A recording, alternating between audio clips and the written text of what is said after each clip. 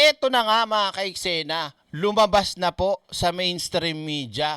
Alam nyo, itong mga nagdaang araw ay talagang kalat na kalat, putok na putok sa social media na ang bali-balita po. Nag-post na nga ako patungkol dito na totoo ba?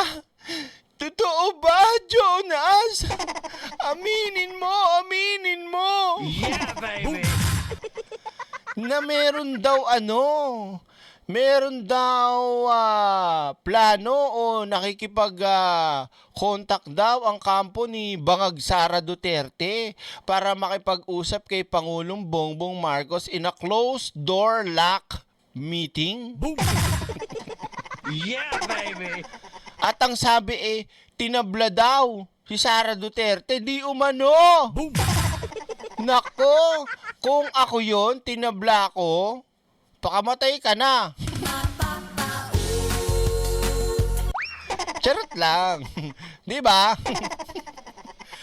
Hindi yun ang kumakalat kasi. Pero syempre, hindi ko mapapatunayan yan kung totoo, kumakalat nga lang Kaya nga ngayon, lumabas na sa mainstream media, kaya natin i-content ngayon. Di ba? Oo, nakalak talaga dapat. Baka kasi tumakas So sumagot na nga po ang palasyo at pinikap na ng mainstream media ang balitang to. Siguro naisip-isip. Ito lang kung sakaling totoo lang kung sakaling totoo lang. Siguro sabi ni Sara Duterte, naku, yari na tayo, wala na tayong kawala. Mga kapatid ko, itay, itay, lahat ng mga ninakaw mo, Boom! lahat ng pera na uubos na. At makukulong pa tayo. Halina, magpakumbaba na tayo kay PBBM, kay Bongbong Marcos. Boom! Makipagbati na tayo. Tama na ito. Sayang. Sayang naman ang mga pinamparitoke ko. Kung makukulong lang ako, itay. Boom! Sabi ng tatay, hindi ka makukulong, Inday. Wag kang mag-alala ba. Sabi ko, hindi yan kasi weak leader ba? Boom! Itay, paanong weak? Nandiyan ka na sa dahig. At ang ibang mga kaalyado natin nakakulong na. Isusunod na ako. Boom! Di ba? Yan lang naman. Kung totoo. Kung totoo lang. Sa akin lang yun. Ito na. Pakinggan natin mga kaiksena. Lumabas sa mainstream media. Tingnan natin kung gaano nga ba katotoo yan. Pero possible yun Pwede yun. Kung walang-wala ka na, kapit ka na sa patalim. Anong gusto mo? Kapit sa patalim o kulong sa rehas?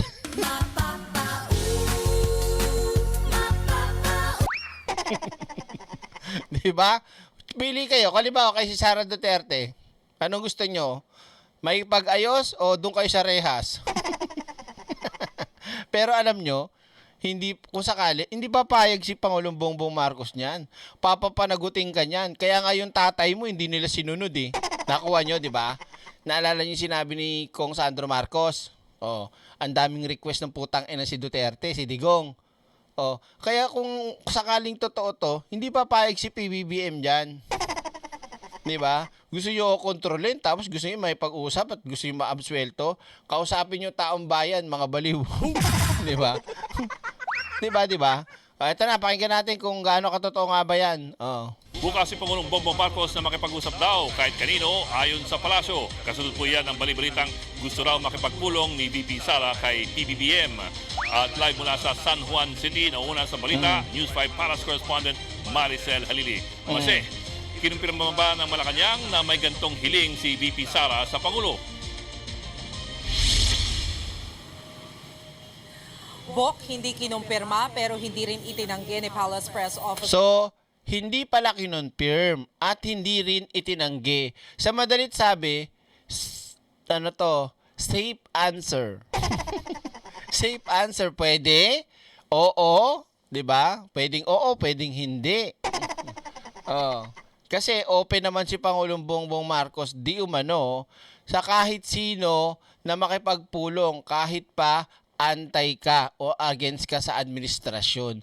Sipin nyo yan. Si Pangulong Bongbong Marcos ganyan. Si Tigong, kapag ka ikaw ay against sa kanya, hindi na para maging okay kayo. Anong gagawin ni Tigong?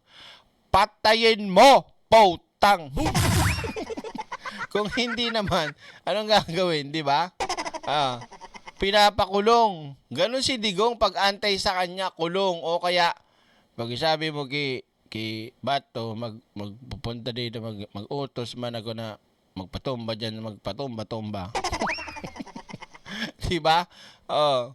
Sir Claire Castro, itong bali-balita na nagre-request nga si Vice President Sara Duterte ng private meeting kay Pangulong Bongbong Marcos. Matatandaan kasi natin na over the weekend, kumalat sa mga social media accounts yung sinasabi na meron daw request si VP Sara na makausap si Pangulong. Tapos ito si Harry Roque, sagana sa ganyan, kahit ni isa wala namang napapatunayan tong putang inang bading na to. Diba?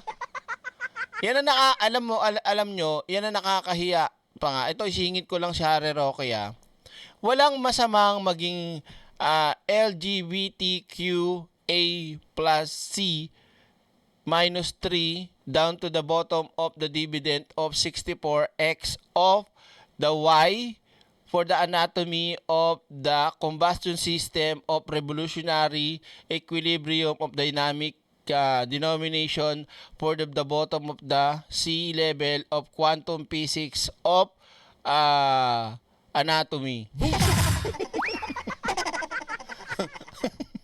Sa madalit sabi, wala namang problema maging bakla. 'Di ba? Tapos magkaroon ka ng asawa, walang problema. Pero yung itinatago, dinidinay mo pa. 'Di ba? Kaysa naman ganon, na papalabasin mo, may asawa ka, nagkaanak ka, pero hindi mo maipakita yung sarili mo, hindi ka makapag-alindirect, hindi ka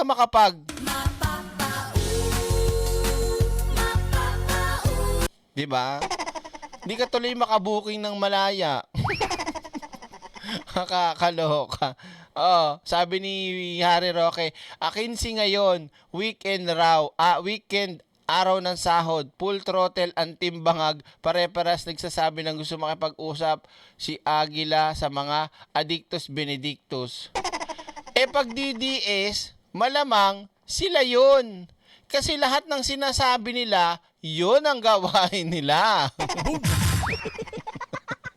Di ba? Linsudo. Tuloy natin. Bongbong Marcos. Spokesperson Harry Roque, ginawan pa nga yan ng collage yung mga naglagay ng post na ito at ipinost din niya sa kanyang Facebook account. Pero kanina, natanungin si Undersecretary Claire Castro kung totoo ba na meron niyang ganitong request. Sabi niya, wala raw natatanggap na ganitong impormasyon.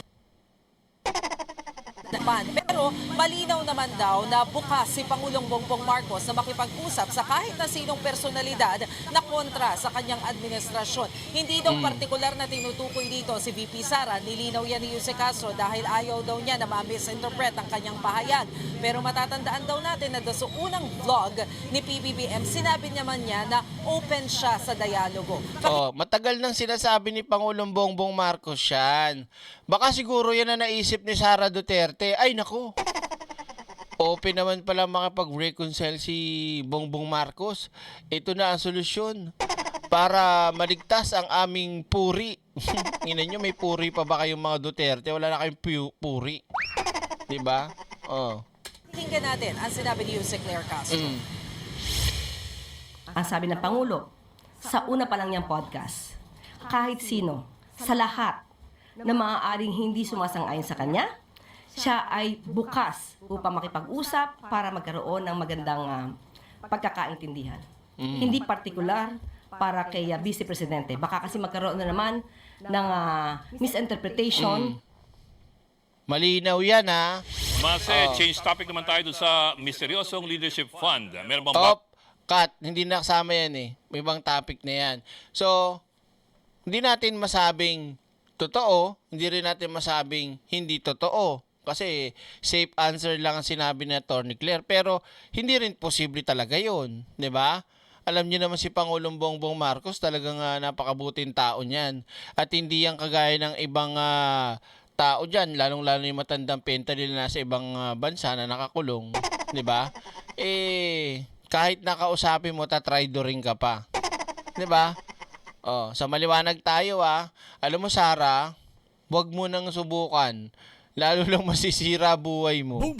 Harapin mo na lang kung anong dapat mong harapin kasi wala ka nang lusot dito. Wala ka nang magagawa kundi sundin ito. Di ba? Malinaw. O kayo mga kaiksena, ano sa tingin ninyo? Totoo nga kaya at posible nga kaya na sinusubukan ni Sara Duterte na makipag-usap kay Pangulong Bongbong Marcos sa closed door meeting nakalak pa? Comment nyo dyan kung posible o hindi. Okay? Next tayo.